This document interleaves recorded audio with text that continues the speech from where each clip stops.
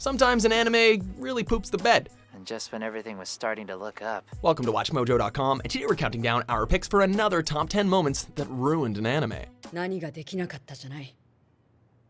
何をするかだよ。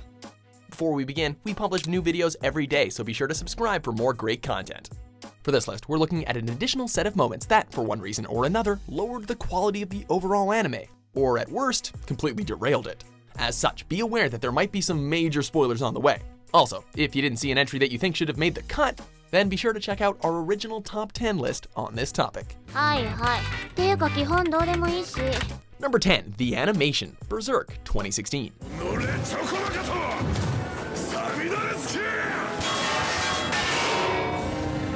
You guys all remember the original series, right? How, despite its obviously limited budget, it gave us the haunting tale of guts. Given how it ended in the mother of all cliffhangers, though, we all hoped we would see a continuation, only to realize that we should really be careful with what we wish for. The whole thing is saturated in an ugly art style and framed with lackluster camera work, to the point where the series kinda just suffers for it. The sad thing is, whenever it transitions to 2D animation, it looks friggin' awesome. Why can't they just keep it that way? Number 9, Kyousuke and Ruri break up, OreImo. ちょっと待って。 Huh? Okay, we're kind of beating a dead horse at this point. Even if we somehow manage to look past the fact that you decided to romantically pursue your own sister instead, just from a character perspective, Ruri is just so much better. 聞き捨てならないことを言うのね、あなた。 Sure, she's a huge nerd who loves to cosplay as a gothic Lolita and has huge social insecurities. But damn it, she was best girl. As opposed to Kirino, who degrades and slaps you around in every episode, and once again is your friggin' sister. The breakup in and of itself is a truly heartbreaking scene to watch, and knowing what could have been only makes it worse. 次はこれよ。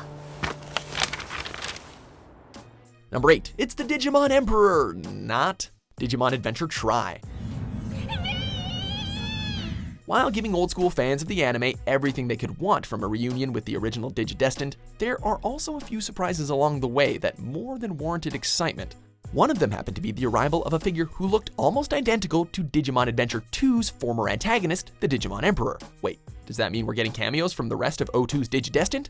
Is it maybe gonna retcon some of the worst parts of the series? Could Ken have gone back to being evil? What could this mean? Oh, I get it, it's just a pointless disguise by this dude. Well, that was a digital dud. Number 7, Aliens. Really? Mobile Suit Gundam ZZ the movie, Awakening of the Trailblazer. Aside from having a title that has no reason to be so friggin' long, this flick does a sorry job of being a love letter to those that enjoyed the Gundam ZZ series. The mecha battles certainly have some polish to them, but the narrative is so convoluted and stuffed with characters that even die-hard watchers may find themselves kinda getting lost along the way. And yeah, the villains of this movie are actually extraterrestrials. Do you remember when Gundam was about opposing ideologies and the consequences of war? Yeah, we miss those days too. Number 6, a wank-filled confession, Kokoro Connect. おかずっていうのはあれか、いわゆるAs far as creating a lighthearted atmosphere, nothing beats an anime that focuses on the highs and lows of high school friendship and romance. Sure, there might have been the occasional nod towards more mature content, but more often than not, all you'll be getting is gentle blushes and a serious case of, "Notice me, senpai, notice me." Not in the case of this show, however, wherein Taichi and Himeko confess their darkest secrets to each other so they can overcome some personal demons. Except said confessions happens to involve both of them admitting to getting off to the thought of each other. Oof, that's hot, right? 私もお前をおかずにしたことがある。 Number 5, No Kiss. Love, Chunibyo and Other Delusions. Heartthrob.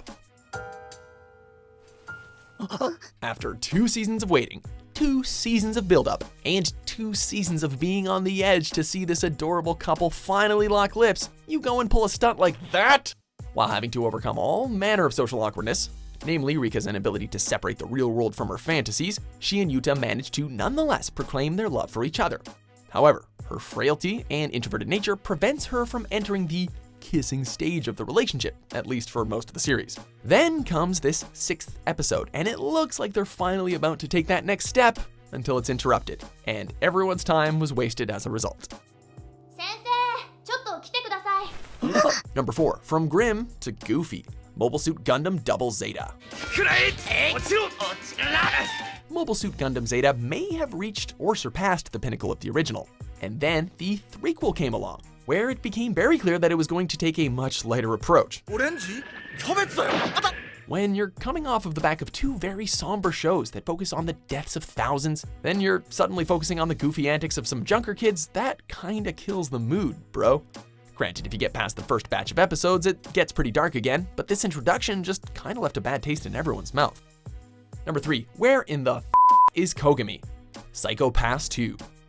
In a future where humanity had traded individuality for safety, we have the awesome duo of Kogami and Akane to confront the flaws of their supposedly perfect society. You have my deepest sympathies.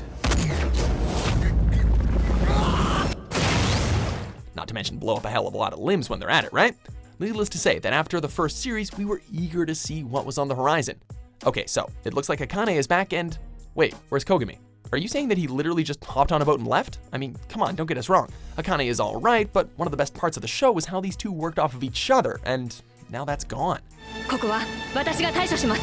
Number 2, Kid Goku, Dragon Ball GT. I wish you were a little kid again, then I could really teach you a lesson or two. Talk about shooting yourself in the foot. Any hope this show had of being considered as respectable as a hugely popular predecessor went right out the window when they turned everyone's favorite Super Saiyan into a child. Honestly, who thought this was going to be a good idea? Were they trying to recapture the glory of the original Dragon Ball? Whatever angle they were aiming for, it failed miserably. Considering how bad the rest of the series was, you can easily point to Goku's anti-aging dilemma as the tipping point for what followed. They've got some nerve. Number 1, Ash loses the Kalos League, Pokemon. Again? After spending an eternity beating gym leaders, various criminal organizations, and entering countless tournaments, you still can't secure a solid win? Once again, finding himself in the finals, Ash engages in what is admittedly a pretty epic showdown with Elaine. But then he loses at the last second, making it perfectly clear that he was likely never going to become a champion of basically anything. We probably would have expected this had they not titled the episode in Japan, Kalos League Victory. This was just a big f*** you to anyone who has waited for this moment for basically 20 years. Do you agree with our picks? Check out these other great clips from WatchMojo and subscribe for new videos every day.